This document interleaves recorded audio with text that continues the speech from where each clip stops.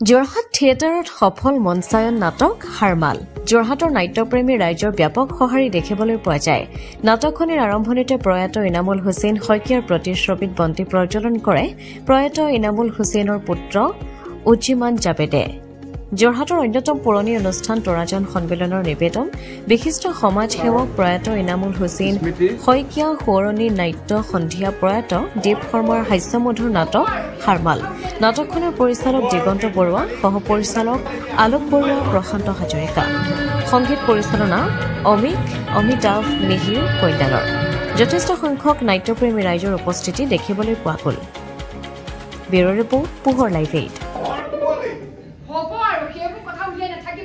হ'ব আৰু সেইবোৰ কথা কোনো তেতিয়া বেয়া পাইছে হা বাৰু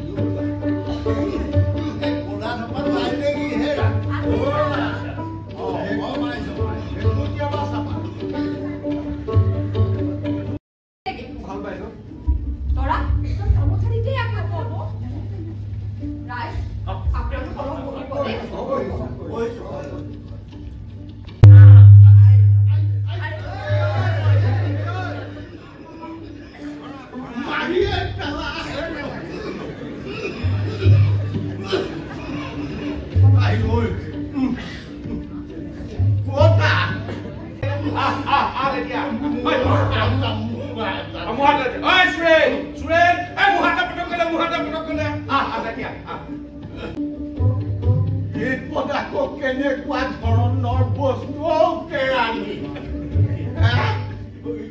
গৰুৰ গাড়ীৰ দৰে দেখোন চকা দুটাও আছে বস্তু একত লৈছে নাম এষাৰ পাতিছে ৰ তেতিয়াহ'লে মই অকণমান আগবাঢ়ো হে কৃষ্ণহে বুলি বৰখনটো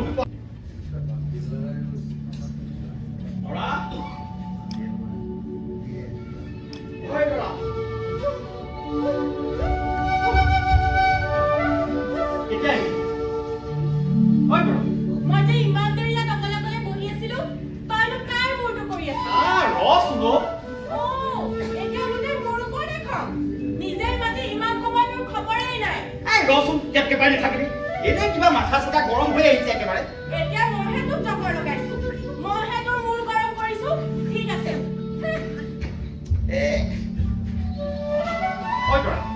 শুনছো মই তোক কোৱা নাই কেনেনো খং কৰিছো মই তোক কোৱা নাই নহয় আমাতে ঘৰতে ঘূৰা হেৰি তৰ্ক যুদ্ধ নহয় মানে আমি মানে বিয়া কৰাহে কৰিছো কি মোক বিয়া পাতিব হৈছে আৰু কি মই বিয়া পাতিব নোৱাৰো মই কি দিয়া কি দিছা তই যি খুলিছ মই বিয়া কৰিলে পাতিব পাৰি তই খাও সাসত তাইনি সদায় বাৰ লাগিব লুকাই পিনি কৰি থাকিব পাৰে নেকি ইফালে ককাই দিয়ে মোৰ বাবে লৰা চাই ধন হলে সকলো সম্ভৱ ৰাও প্ৰতীক মই কোন ৰাস্তাই বিচাৰিব কি কৰিব লাগে মই কি কৰিব লাগে নালাগে তই মাথো মোৰ লগত থাকিলেই হ'ল মই মোৰ লগত কিমান বজাৰ কৰিম কিমান বজাৰ কৰিম কালি যে পৰহি বজাৰ কৰিছিলে সেই সোপা খাই শেষ হ'লেই নে বজাৰ সোপা মই খাইছোনে ৰাতিপুৱাৰ পৰা গধূলিলৈকে মানুহৰ যিহে সোৱাদ হোৱা সেইটো কিবা দেখা নাই মানুহ আহি ঠিক দিবহে খাবলৈ দিবলৈ তৎ নাইকিয়া কৰে এতিয়া বজাৰ দুটা একেবাৰে থম থমাই গৈছে নহয় বহিল আয়ো বহিল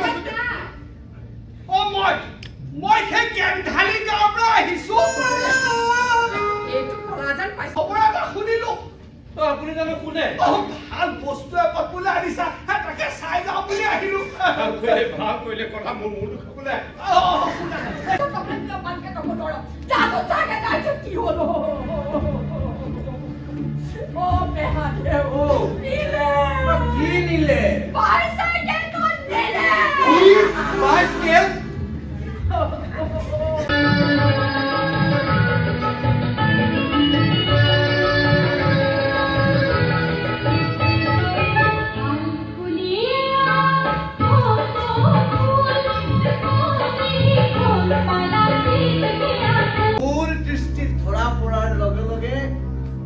একেবারে লেটু খেটু হয়ে পড়ে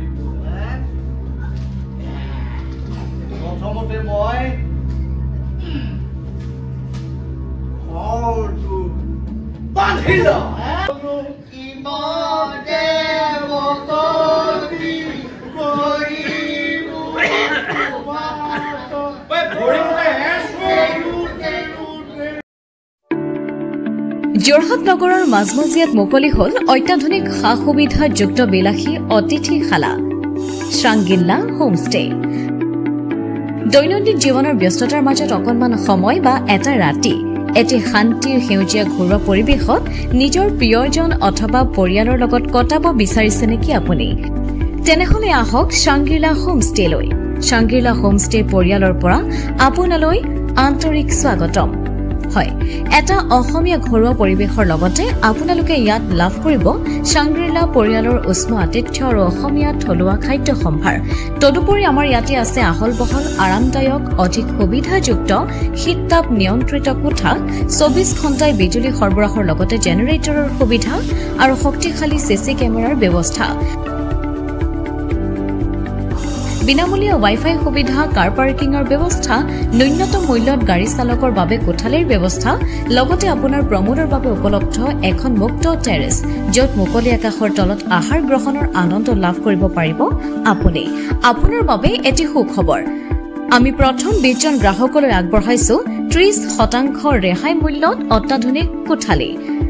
৩ জনৰ বাবে উপলব্ধ কোঠা ৩,০০০, কিন্তু বৰ্তমানৰ মূল্য ২১০০ টকা প্ৰতি নিশা। ২ জনৰ বাবে উপলব্ধ কোঠা ২৫০০ টকা, কিন্তু বৰ্তমানৰ মূল্য ১৭৫০ টকা প্ৰতি নিশা।